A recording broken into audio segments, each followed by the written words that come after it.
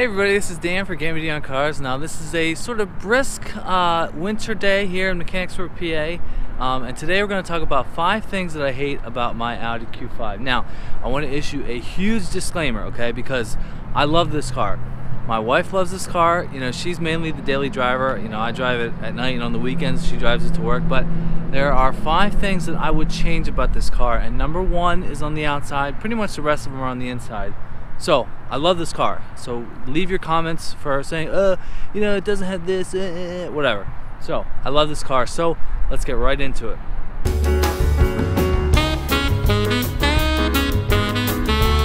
Now, if you're my neighbor or my friend who we talk about cars and stuff all the time, you should pretty much know what the number 1 thing I hate about this car, and it is at the back of the car. And here's a picture of what an Audi A4 looks like from the rear at the bottom.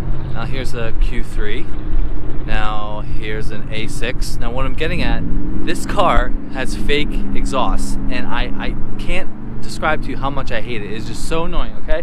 Normally when you look at the back of a car at the bottom, you see, you know, some metal tips there, and the exhaust should come out there like every normal car.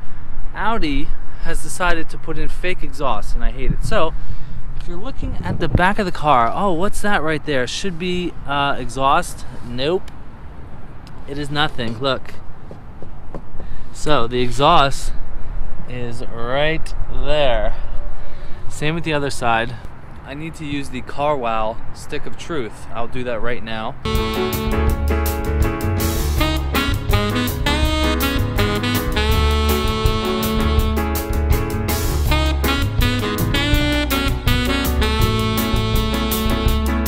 But yeah, this car has fake exhaust when all the different other Audi models have normal exhaust where the exhaust comes out of the engine. I just think it's such a bad decision. Now, even worse, which is the opposite, the Audi SQ5, which is the performance version of this car with, you know, 100 more horsepower, turbo V6, those are even worse. They look even worse. This actually looks like it would be an exhaust, but the SQ5s are awful. I just don't understand why they need to do this. The R8, the RS5, you know, RSQ8, all of them have the huge oval exhaust. It looks so good. I just don't understand why they do it. So that is the thing I hate the most about this car.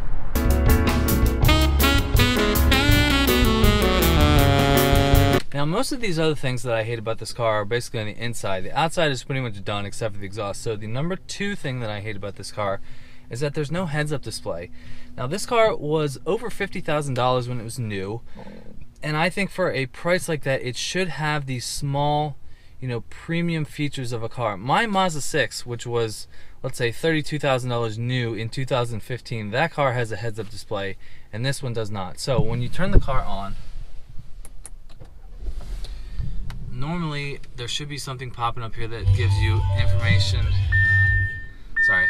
Normally when you turn the car on, there should be information here about how fast you're going, or if you have something plugged into the navigation system. Now, the gauges are easy enough to read, plus with the virtual cockpit, but I just wish this car had a heads-up display for a car that it was, you know, has so many technological features from the start. I just wish it had a head-up display, which it does not. So that is number 2.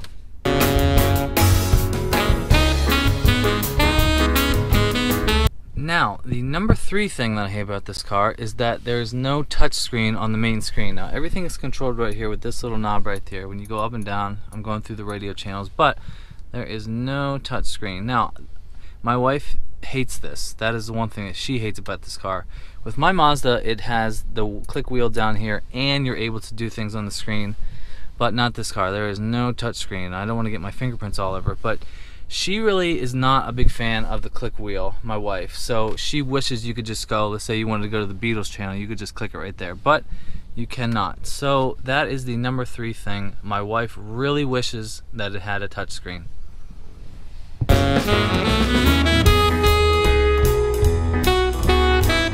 Now, continuing with some features on the inside that we wish this car has. Now, this is another thing that really bothers my wife. Now, I have the car on right now. If I go into reverse, we're going to go into reverse. There's R. You have a backup camera, which is, you know, federally mandated for every car to have. We're going to go back a little bit, but it has the, you know, Parktronic things where if you get close to something, which I'm not close to anything now, which it's not going to go off, but I really wish it had a front-facing camera or an overhead camera like all newer Audi models have. When I drove that e-tron, that camera system was incredible. Now that's a 2019 and this is a 2018, but this car does not have a front-facing camera or an overhead camera, which I think it would be right there. I think it would be right there if this car had it. So you can see back, but you cannot see in front of you or an overhead system there, because when she's parking, I guess she gets a little nervous, which anybody does. I do too. We just wish it had a front-facing camera, so when you're going into a parking spot, it would, you know, tell you how close you are. The little red dots that come up here when you get close to something are nice, but we really wish that it had a front-facing camera. So that's number 4 on the things that I hate about this car. Now we're gonna get out on the road to show you number 5.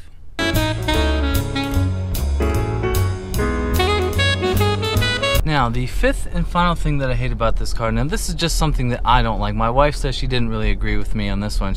I sort of consulted her on the 5 things about this video, and it is just how the gas pedal feels when you go from 0 miles an hour to a start. Now, I'm going to try to just give a couple examples here, but if I go from, I'm going, 5 miles an hour down to a stop, if I go down to 0 and just getting off, it's hard to convey this through the video. I just feel like the pedal feel is a little bit different. Now I've owned this car for over 6 months and I sort of still feel this way. So if I go to a stop, I'm going to turn off the auto stop start, and if I'm stopped dead at 0 miles an hour, just going, sometimes it just feels a little weird. Now I'm not going to say 100% of the time, not all the time, but sometimes I feel like if you're at a stoplight and then you start to go with the people around you, it just feels a little weird.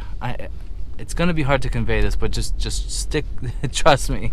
So I just don't like the way the gas pedal feels. So, alright, we're going to go back home and wrap up this video. Alright, so I'm back at home base, and this is going to wrap up this video. Now, this has been 5 things that I hate about my 2018 Q5. Now, like I said, I love this car, but these are just a couple little things that I would tweak, especially for a car of this caliber.